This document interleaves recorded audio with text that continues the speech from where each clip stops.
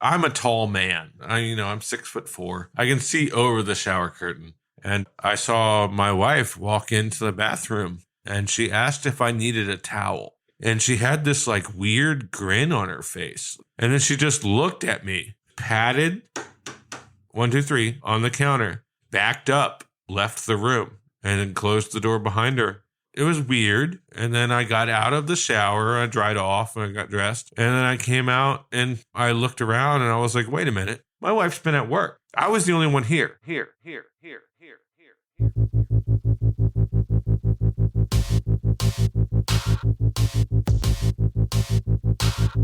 From the dawn of the spoken word, storytelling has been the backbone of human culture, warning of looming dangers and evoking our most personal fears. What you're about to hear are the real-life experiences of everyday people, brave enough to share their terrifying tales. Tales where the horror hits close to home. I'm your host, Danny. Welcome to the Hometown Horrors Podcast. Listen, if you dare.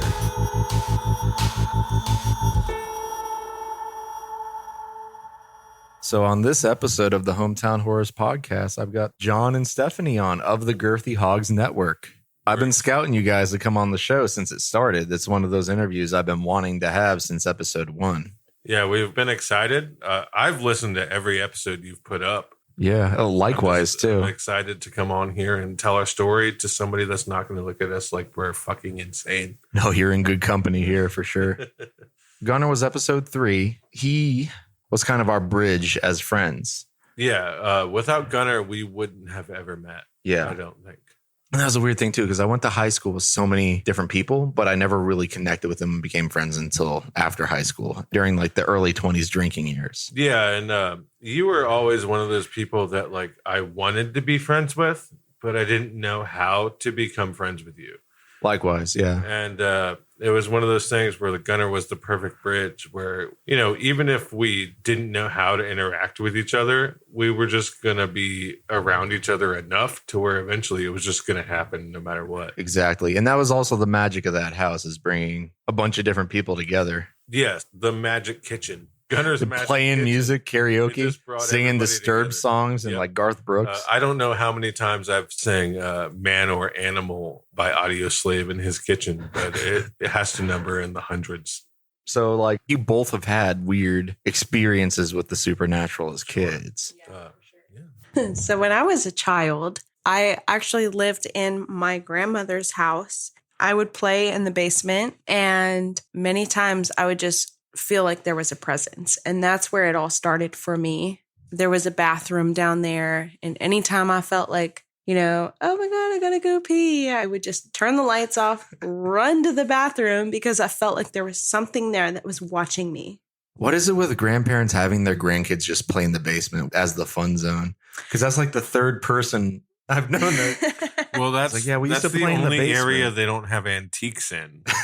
That's where they can put all the toys, close the door, and nobody has That's to the see scariest them. part of the house. It is. Yeah, it is. They're just like, hey, go play in the basement in the dark with all the mildew. With all the rattling pipes and all the Yes. flesh tone dripping walls. Yes. Yeah. And it was very well laid out. It was a very nice place, but walking down there, I always felt uneasy. But then, I started playing and I just got into my zone, but I still always had that uncomfortability. In high school, I've had girlfriends over, and there was a particular night where there was a tapping on the lamp on her nightstand, and she had her own experiences and was very aware. And when we heard the tapping, it was very noticeable. It was a tap, tap, tap, tap, tap, tap, tap.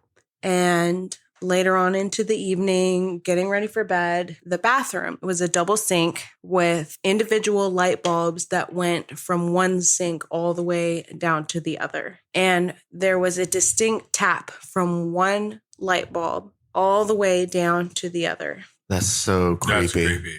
Yeah. Because it's like whatever was at her house, whatever was following her, followed her all the way to your basement where there was already like a creepy vibe. Yep. Yeah. And also, there's a specific piece of furniture in that house that just has kind of a vibe when you walk by it. It's like a desk that has a lock, and when you unlock it, it folds out. So just that specific piece of furniture always had. What was it? Yeah, was it like a family member's desk as a child or something? Not entirely Was it a sure. curio?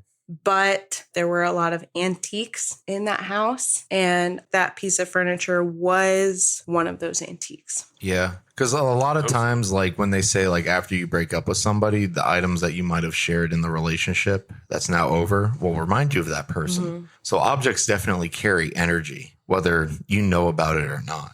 100%. I also think that people can be haunted. It doesn't always have to be an object. You know, I was probably like 15 or 16. My sisters are 8 and 10 years older than me. My sister that's 8 years older than me, Amy, Emo, we call her Emo affectionately.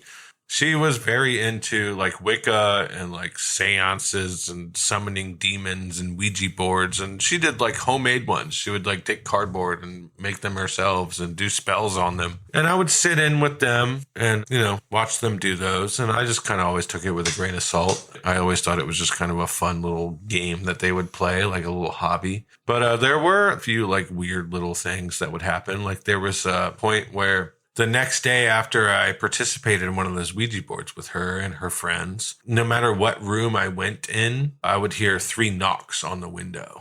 3 knock stories again. Because her room was the one that had the computer in it. So I was in there and I was on AIM. This is how long ago this was. I was on AIM.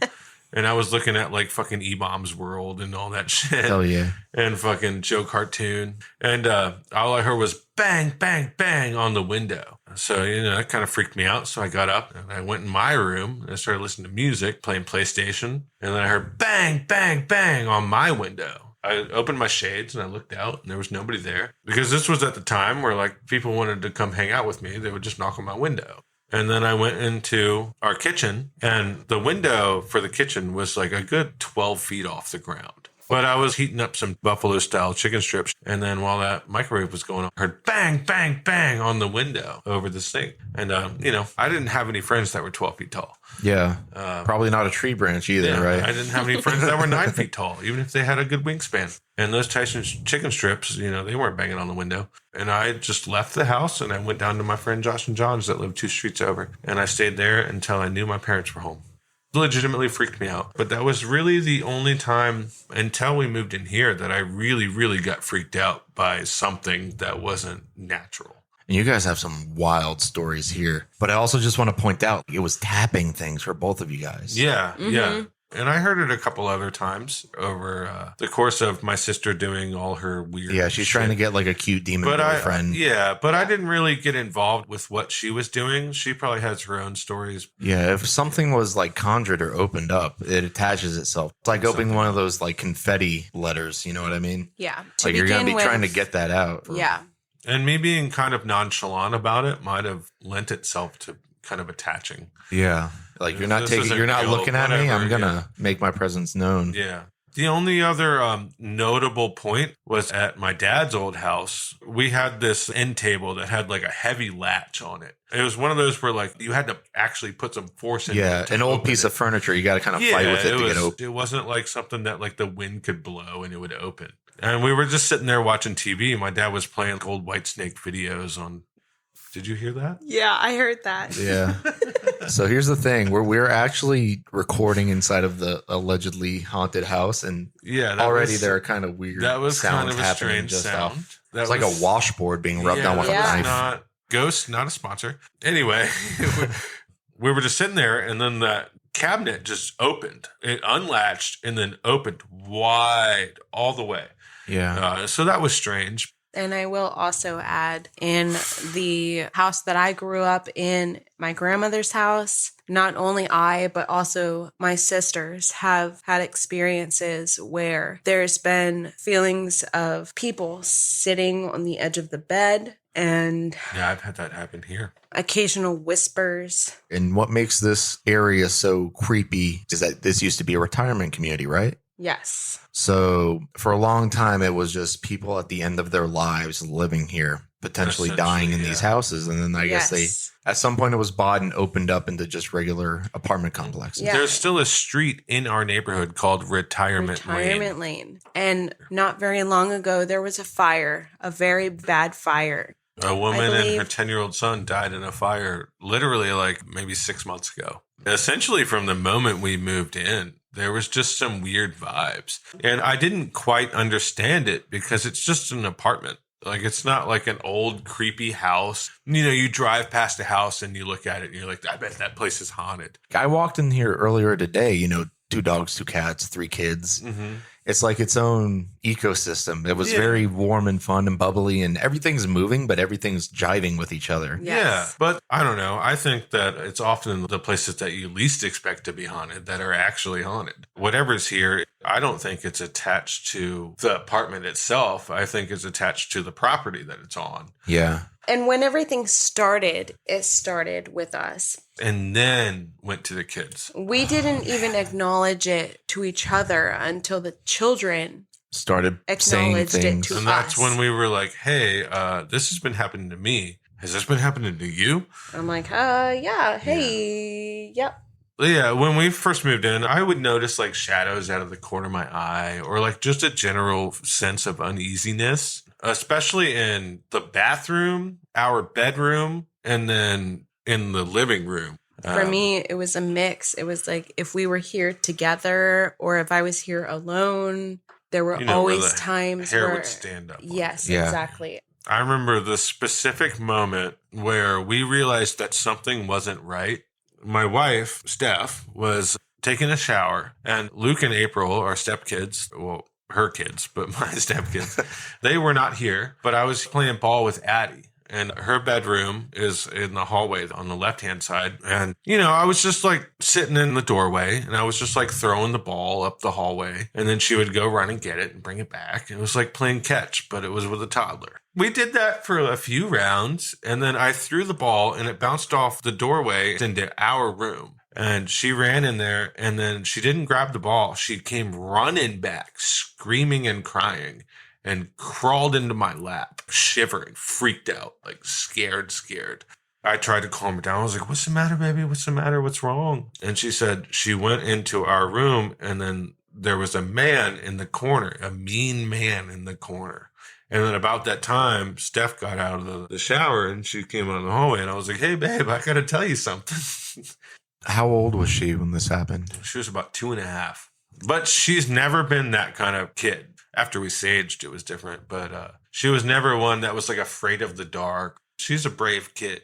So one of the things about the show is by now we're starting to establish running themes, and children being the smoke detector for a supernatural phenomena is a real thing at this point, especially kids that haven't had any interaction with anything supernatural. Like they don't know what it is yet. And just from the things you guys have been telling me, it sounds like there's like a cabal of activity here. Oh, yeah. It's just ridiculous, some of the stories. Yes. Yeah, well, Luke has had his blankets pulled. Yeah. He came out and said, Mom, a man just pulled my blankets off of my feet. This is right around the time that the Goodnight Man became a thing. Goodnight Man still freaks me out and gives me a little bit of chills just to talk about. We have a video of 2-year-old Addie sitting on our countertop saying, "Good night, man. Good night, man," pointing down our hallway, which, to give everybody context, is a long hallway with a bathroom and then a bedroom on the right-hand side, bedroom at the very end, and a bedroom on the left-hand side. John, you actually sent me the video a year ago when I was talking about creating the podcast. And I was sitting on the beach when I watched it, and it still scared me shitless. Yeah, before I even hit record, she had been saying that she didn't want to go to bed because of the Goodnight Man. I sat her on the counter, and I was like, hey, Addie, do you believe in ghosts? And then she said, yes. Is there a ghost here? Yes. I said, what's his name? She said, the Goodnight Man. Well, where does the Goodnight Man like to stay? And in the video, she says he likes to stay in Mommy Steph's and my room. And then I asked her, what does the Goodnight Man do? She said he crawls around on the floor and says goodnight, which is the freakiest thing I have ever fucking heard in my life. And when she said that, it wasn't 2 or 3 days later that April mentioned somebody that stood in the closet and said goodnight to her. That makes me want to crawl out of my skin. So it's like we had a 2-year-old and a 7-year-old corroborating each other's stories about this goodnight man. Right. When they had no interaction in between that. And before John and I met, I had found out that my mom's father, who died when she was 13 years old, there was barely ever an occurrence where he was brought up. But her father used to crawl around on the floor with her as a child. And he was a very bad man. Behind our door, that was where Addie and April and Luke said that the goodnight man liked to stand. Addie, in particular, used to say that the goodnight man did not say nice things to her, and he stayed in her closet and in our closet. When I would play hide and seek with the kids, if I were to hide behind that door, they would freak out. Yep. It'd be one thing if it was just one of the kids, but it was all three. And it wasn't a thing where like all three of those kids were talking to each other about the same thing. Whenever we would address this stuff with them, we would do it individually because we didn't want to freak all of them out. So like if they had a story, we'd talk to them individually and, make them feel better. Let them know that there's nothing to be afraid of. But the fact that all three of them would get freaked out every time that we'd play hide and seek and I would hide behind my door, that was the one spot that all three of them thought was off limits and that would make the goodnight man angry. That's weird. And while we've been talking, there have been so many freaky, is that a door opening down the hall or? Yeah. There's been little noises here and there and little moments. And this is the shit that we deal with every day. Every day. This is it. This is what we deal with nonstop. There was a time where I was doing a little cookout outside and we had some neighborhood friends over and whatnot. It was probably like 4 or 5 in the afternoon. I came in and we have a little nook where we have like some family photos and stuff. It's like a built-in bookcase almost. Mm-hmm. And it leads into the hallway. And I walked in and there was a shadow figure. It looked like it was inspecting our family photos. And then it noticed that I was there, like almost like I shocked it. It turned real fast and then it scurried down the hallway. And that really freaked me out. I usually try not to do this with people that I'm about to interview. I want to hear all the stories fresh. But the moment I got in here, you guys were like, oh my God, all these different things were happening. And my little theory was that you have people living in your attic. There's some weird shit going on here, man. Like, it just seems like an unassuming, sweet little apartment. Yeah. There's literally been nights where I've waken up at 3 o'clock in the morning because our doorknobs make a very, very distinct opening loud sound. ka-chunk open. We've heard many Ka-chunk. doors open. Oh, yeah. When the kids aren't even here. I am a very light sleeper, and there's been many nights where I've waken up hearing that ka-chunk, gotten up, gone out into the hallway, stop, listen, nothing. Open the door, look in, they're sound asleep. Well, there's been many times where we've heard doors open and shut while we're laying in bed. The kids aren't even here. Seen. Yeah, yes. There's been a couple times where we've seen our door open. Kids aren't even here. I mean, our cats are really smart, but they're not that smart. We'll be laying in bed and then our door will fucking open or it'll shut. Like there's been times where it'll open and shut, but it's a very distinct sound. All the doors in this house have the same handles. And almost every time that we've heard those sounds, it's been when the kids aren't here. It's almost like it's mimicking the kids. I can very well recall we were laying in bed and he had one cat laying on his legs and I had one cat laying on my lap. And the door slammed shut and then reopened. And then both cats looked up like, what the fuck was that? Very bizarre. I mean, in the dark of night, things happen, but the things that you guys have told me have happened during the day drain the color from my face, man. They scare the hell out of me. Yeah. Well, there was a time where I went to just to go take a shower and I was doing my thing, scrubbing my scrubs. And I'm a tall man. I'm 6'4". I can see over the shower curtain. And I saw my wife walk into the bathroom and she asked if I needed a towel. At that point, it was already kind of weird. It's your bathroom, so it's like she knows what's exactly. And, I could see over the shower curtain.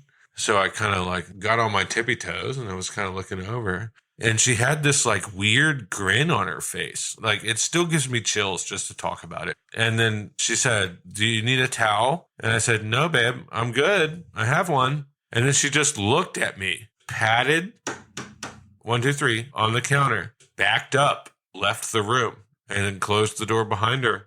It was weird. And then I got out of the shower. I dried off and I got dressed. And then I came out and I looked around and I was like, wait a minute. My wife's been at work. I was the only one here. My wife at the time worked a half an hour away. There's no way that she would have come home on her hour-long lunch break just to ask me if I needed a towel. Once it really computed in my brain, once I really calculated it, I was like, okay, that was really fucking Yeah, that weird. didn't happen. And that face, the face, that's what sticks in my brain. The way she looked at me, it was not her. It was her, but it was not her, if that makes any sense. It was like her face was contorted. There's no way that her mouth, that grin, that smile, is no way that her mouth could have been that big. Don't watch the movie Smile. After that moment, I don't think I ever want to see anything like that. That was probably the freakiest moment of any of this because it was just so bizarre. Did you text her? 100%. He did. Immediately. I remember getting that text and being like, babe, I have been here the entire time. And that's the scariest thing about your experiences specifically, John, because that's not the only time you saw what could be called a doppelganger. Exactly. There was a time with absolutely. me as well. There was a time where my friend Ryan and I, we were playing Super Nintendo. This is how old we are.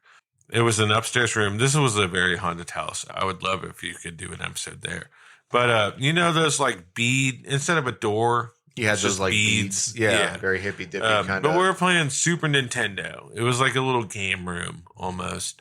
And next door to the right of where we were playing our games was where his sister lived. So that was her bedroom. And we were playing video games and she stopped at the beads and then she waved at us. And then she walked back into her room. And I was like, oh, I guess your sister's home. And then Ryan said, my sister's not going to be here all weekend. Well, I just saw her. So then we both got up and we walked in there.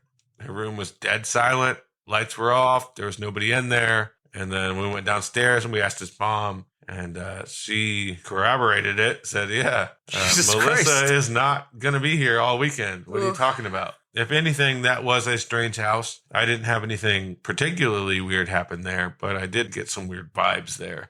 He didn't see it. He did not see it. But He you didn't drove see me down that road 2 weeks ago, and there definitely were a lot of creepy vibes just driving down. Yeah, he'll be the first one to tell you that that property has some weird vibes. There was a time where I was in the woods there and I heard someone calling my name and we were playing hide and seek with another friend of his and she came running out of the woods and we all found each other and somebody was calling her name too, but it wasn't any of us. I've always been a skeptic up until we lived here. The entire time we've been doing this, there's been weird shit happening. It doesn't help that you guys have a newborn baby and there's playing like lullaby music in a room. Yeah. So it's like, Yeah, What's it's like spookier the backdrop? ultimate like horror movie trope of little kid laughter or like little lullabies. and I'll hear a noise behind me, like, oh, it's one of the cats. And then I'm looking at both of them. You look at the cats. Yeah. Yes. And the dogs That are both in a happens to cage us in a front of lot. me. And I'm like, That happens oh, to okay, us a what? lot, where we'll be like watching TV or whatever, and we'll hear some weird noise in the kitchen. And we're like, oh, it must be the cats. And then I'll look over and she's got one cat on her lap and I've got one on my lap. And then it's like, where the fuck's that noise coming from? It's probably just the cat. Shouts to Dustin. Probably just the other Yeah. cat.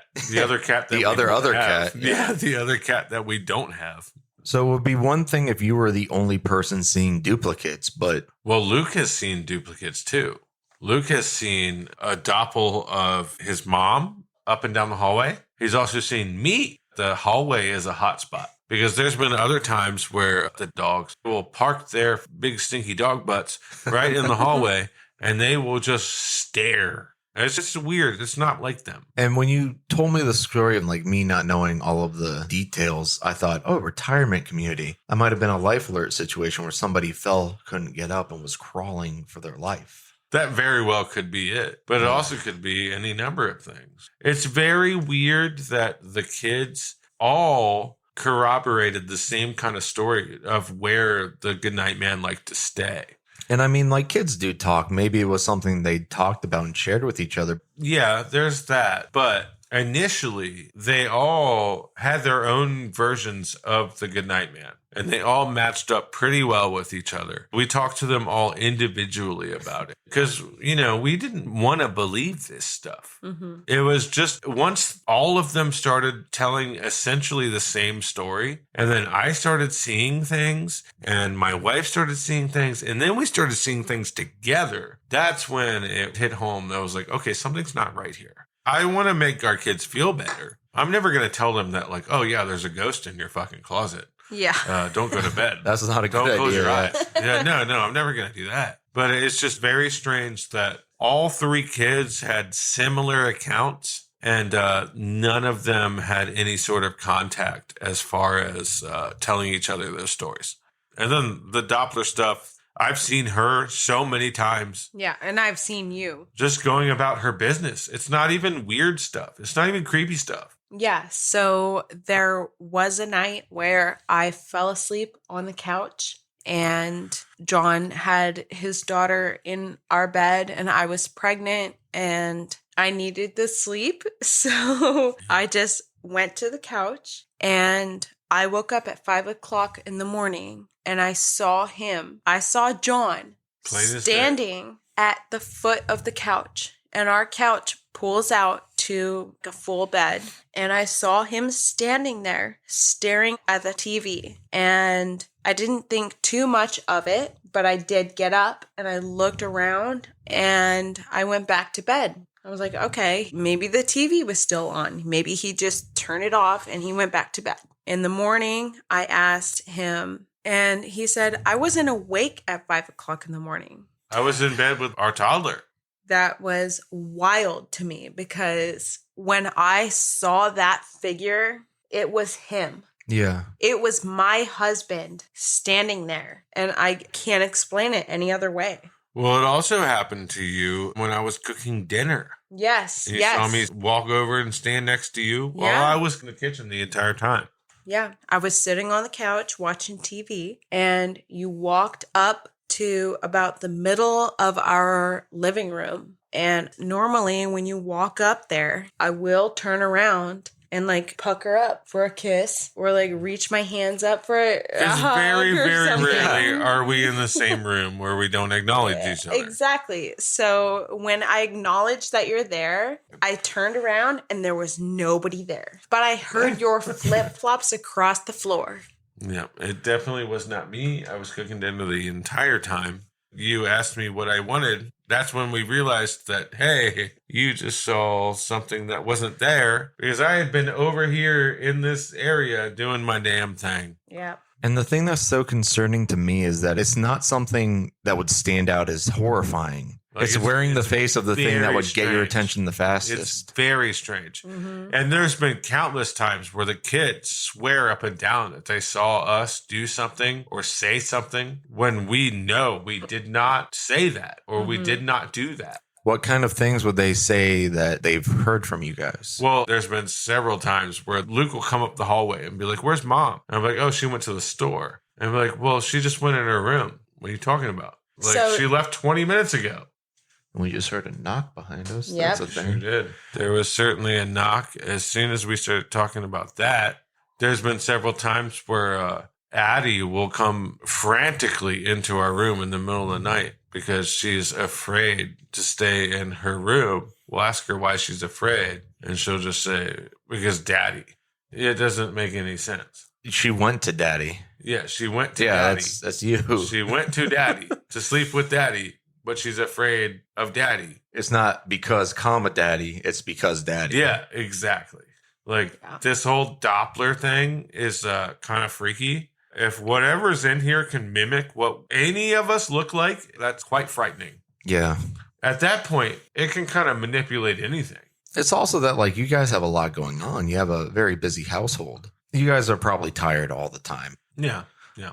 And it'd be one thing if it were just tired parents maybe seeing something every now and again, but the fact that the kids are seeing it too. Well, that's what gets me. Activity was extremely frequent. And then we saged. I wasn't a big believer in the saging. And then activity got worse. Because you did it sarcastically, Yeah, I right? kind of just half-assed it. Oh, here's Yeah, I was the like, oh, here we sage." go. Yeah, sage this one, blah, blah, blah, blah. But then activity actually got worse. So then the second time we saged, I actually took it seriously. And then activity really, really did dissipate. And at that point, we actually reached out to an investigator who specializes in paranormal activity. We stayed on the phone with this investigator for Hours.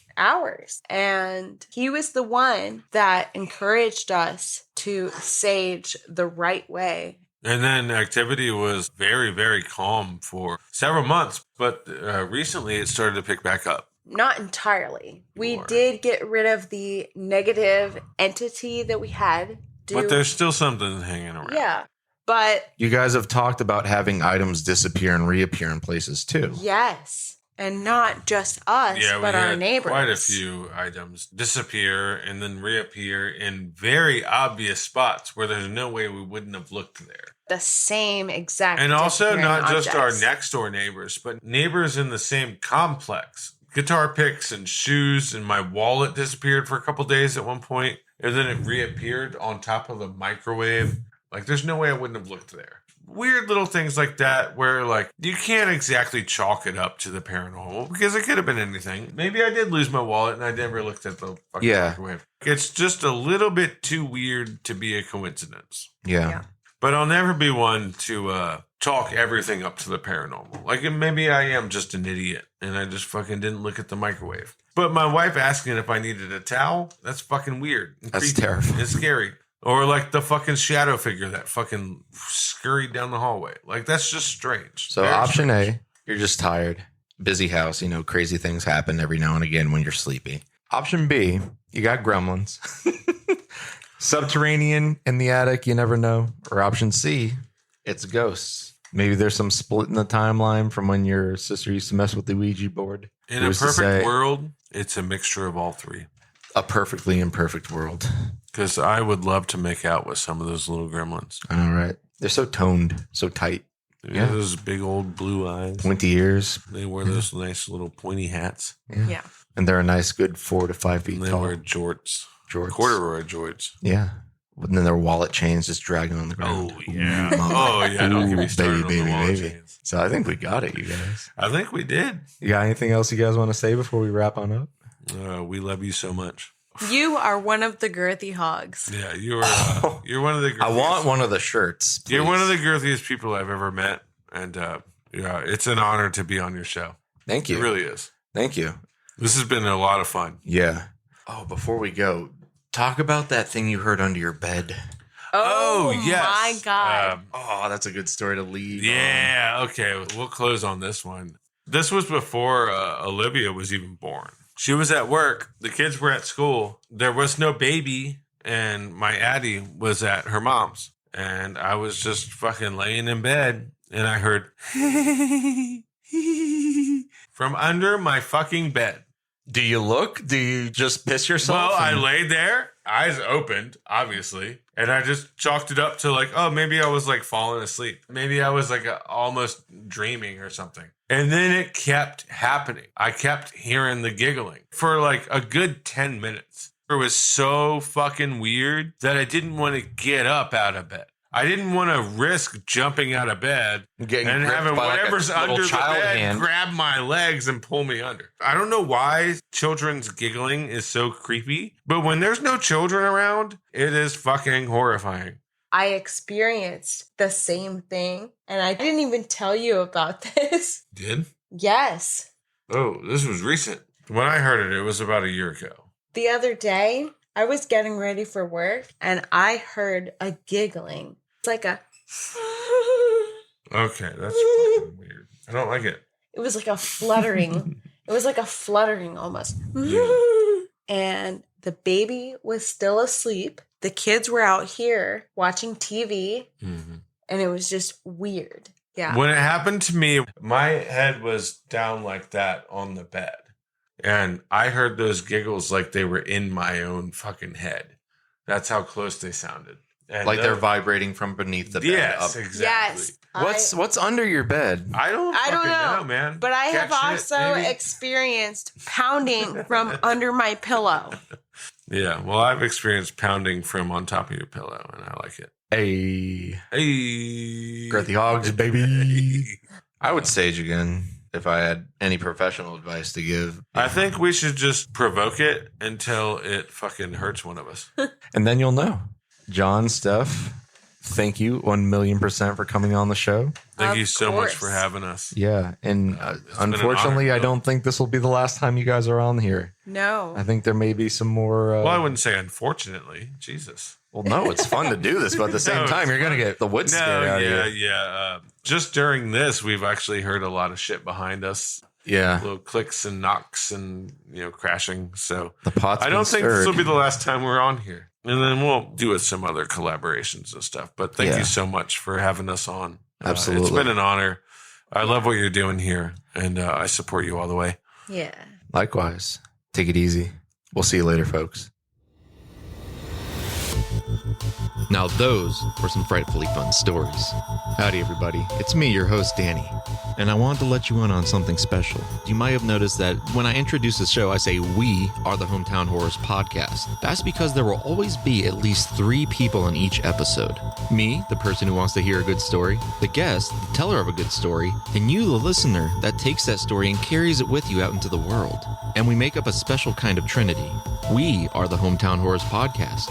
And if you ever want to graduate from listener to guest, reach out to us via our handle on Instagram, hometown_horrors_podcast. Our email is thehometownhorrorspodcast, no spaces, @gmail.com, or via text or phone call at 571-358-8880, which FYI is not my personal number, but give it a ring. I'll get back to you, because if there's anything I've learned from doing the podcast is that everybody has a story, and that story deserves to be heard.